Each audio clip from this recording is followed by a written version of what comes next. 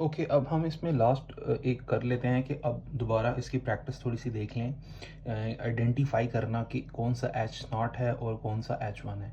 क्योंकि अब आपको जी टेस्ट और टी टेस्ट का तो पता चल गया है कि अगर आपके पास स्टैंडर्ड डिवीजन गिवन नहीं है और एन की वैल्यू 30 से अगर कम है तो टी टेस्ट, अगर 30 से ज़्यादा है तो जी टेस्ट। दोनों के टेबल भी आपको देखने आ गए हैं, डिग्री ऑफ फ्रीडम की भी आपको समझ आ गई है। अब आपने प्रैक्टिस ये करनी है। जो असल चीज़ जो अब आपको क्वेश्चन को ख़राब कर सकती है वो ये है कि आपसे सही से आइडेंटिफाई ना हो कि एच नॉट और एच वन क्या है। उसके बारे में मैंने आपको 2 पॉइंट बताए हैं अभी तक कि अगर तो वो क्लेम है, अगर वो अजम्पशन है, अगर वो उसको स्टडी नहीं करना, उसको वो एज अ पुट कर रहा है कि ये क्वेश्चन है आपका, यानी कि ये बस उसका क्लेम है, वो एच नॉट है और ऑब्वियसली उसका अल्टरनेटिव एच वन है। फिर एक ही कंडीशन आपको मिलेगी कि वो आपको बोलेगा कि इस स्टेटमेंट को टेस्ट करो। जिस स्टेटमेंट को टेस्ट करना है वो एच वन की स्टेटमेंट होती है।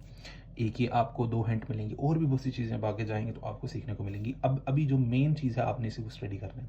सबसे पहला क्वेश्चन आपके सामने ये लिखा हुआ है कि उसने ये कहा है कि इंजेक्शन का जो आपके पास injection certain type of hormone into the hand is said to increase the man weight of egg by 0.3 ounce। यानी कि आपके पास कहता है कि एक इंजेक्शन है जो मुर्गी को लगाया जाए तो उसके अंडे का वेट उसका जो है वो थोड़ा सा इंक्रीज हो जाता है। सैंपल का डाटा उसने दिया हुआ है एन, उसका जो है ये उसने अर्थमेटिक मीन दिया हुआ है और स्टैंडर्ड डेविएशन उसने दिया हुआ है। अब इसमें अगर एन की वैल्यू देखें विच इज़ 30, अब 30 शोज दैट ये 30 या 30 से कम वैल्यू, ठीक है, ये टी टेस्ट को इंडिकेट करती है। पहली बात हो गई। दूसरी बात आप यह देखें कि अब यहाँ पर उसकी ये स्टेटमेंट है, is this reason is accept the statement, कि ये जो इंजेक्शन लगाना है क्या हम इस स्टेटमेंट को एक्सेप्ट कर सकते हैं कि उसका इंक्रीज होता है 0.3 ऑन्सेस। अब ये क्या, अब ये ऐसा लग रहा है जैसे इसका क्लेम है, लेकिन उसने नीचे क्या कहा है कि इस चीज को आपने टेस्ट करना है। अब जिस स्टेटमेंट को आपने टेस्ट करना होता है वो आपका क्लेम नहीं होता, वो आपने टेस्ट चेक करना होता है, मोर देन 0.3 इंचेस, ठीक है। अब टेस्ट आपने क्या करना है कि क्या ये जो उसका क्लेम है इंजेक्शन वाला, कि क्या ये 0.3 इंचेस आउंसेस से अंडे की जो वेट है वो बढ़ाता है, तो ग्रेटर, इंक्रीज मोर है ना, इंक्रीज मोर देन, तो मोर देन 0.3 से ग्रेटर। तो अब ये देखें एच वन की स्टेटमेंट, और ऑब्वियसली इक्वालिटी के साथ एच नॉट की स्टेटमेंट लेस में आ जाएगी, और सेम वही पैटर्न पे फॉलो करेंगे। फिर इसी तरह आप नीचे वाला क्वेश्चन देखें, अब ये रैंडम सैंपल 25, एन की वैल्यू 30 से लेस है। पॉपुलेशन के बारे में उसने ये एवरेज बता दी 272, ये आपके पास अर्थमेटिक मीन आ गया सैंपल का। फिर ये उसने वेरिएंस दिया, आपने वेरिएंस नहीं यूज़ करना होता, स्टैंडर्ड डिवीजन यूज़ करना, हम आगे जाकर उसको कन्वर्ट कर लेंगे। असल चीज़ इधर आए नीचे, द क्लेम, ठीक है, the claim of the average lying is at least कम अज कम 285x। कम अज कम का मतलब होता है कि कम अज कम इतने या इससे ज़्यादा भी हो सकते हैं।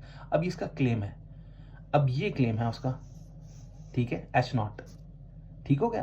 अब टेस्ट करना है क्लेम को, यानी कि जो क्लेम है आपका ये क्लेम एच नॉट होता है, तो उसको आपने ये लेवल ऑफ सिग्निफिकेंस के साथ चेक कर लेना है। तो जो क्लेम हो, जो उसकी अजम्पशन हो, ये उसका एच नॉट होता है, और इसका अल्टरनेटिव अगर कम से कम इतने हैं तो इसका अल्टरनेटिव क्या होगा कि मैक्सिमम 285 है, ठीक है। और फिर उसी तरह आप इसको देखें, एन की वैल्यू इसमें कितनी है, 30 से लेस है, तो ऑब्वियसली टी टेस्ट यूज़ हो जाएगा। वेरिएंस गिवन था तो आपने स्टैंडर्ड डिवीजन असल में यूज़ करना होता है फार्मूले में, और फिर उसी तरह एक्सेप्ट या रिजेक्ट आपने कर देना है। और फिर इसी तरह एक और क्वेश्चन, इसमें तो वैसे ही उसने नल और वो दिया हुआ है।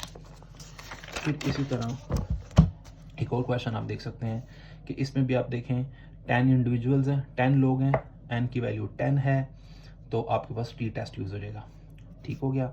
उसके बाद आप ये देखें कि इसमें उसने जो सैंपल की वैल्यूज़ दी हैं उसके बारे में कुछ भी नहीं दिया हुआ, ना उसने सिंपल मीन दिया हुआ है ना स्टैंडर्ड डिवीजन दिया हुआ है। तो उसने अपने से वो जो आप ninth first year second year में या पहले आपने सीखा हुआ है सैंपल मीन और सैंपल स्टैंडर्ड डिवीजन निकालना, और ये बस इसमें चेंज ये होगा कि इसमें स्टैंडर्ड डिवीजन में जो बटे में आप एन यूज़ किया करते थे, यहाँ पर एन नहीं यूज़ होगा, यहाँ पर n-1 यूज़ हुआ करेगा।